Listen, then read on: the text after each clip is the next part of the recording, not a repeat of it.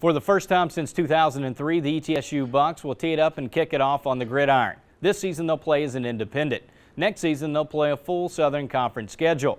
For the second year in a row, head coach Carl Torbush was at the SoCon Media Days. This year he brought 2 players with him. The Bucks play 1 team in the Southern Conference this year of the Mercer Bears. But first up, we talked to head coach Carl Torbush about finally being able to play a game on the field. Well, first of all, this is a nice day that they have here at the SoCon Media Day. It's a great function and first class in every way, but you know, it's getting closer and closer, so the excitement level is obviously moving up. We've got a great deal of our players there this summer getting ready for the fall, and I think that's a good sign that they're excited about this first year to play college football and also for us to represent ETSU. It's going to be exciting.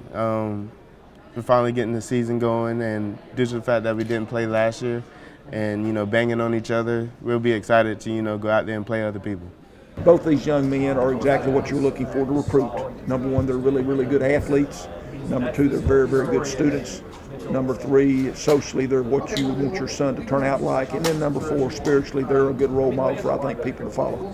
You know, our teammates came behind each other a lot this year, and our coaching staff did a great job of that too, making sure, you know, everything was going right and teaching us the ropes of it so that we can help this incoming freshman class so that we can be there for them and help them when they're going through these problems, our practice, show them how to practice, the intensity of a college practice, what it should be like. I think that'll be good for the incoming freshmen to have a class like us above there to see how that should be. Not having upperclassmen can, you know, doesn't hurt us, but it makes us tougher. And so these young guys coming in, we've been through a lot this past year as a team because, you know, we didn't have upperclassmen to like lean on.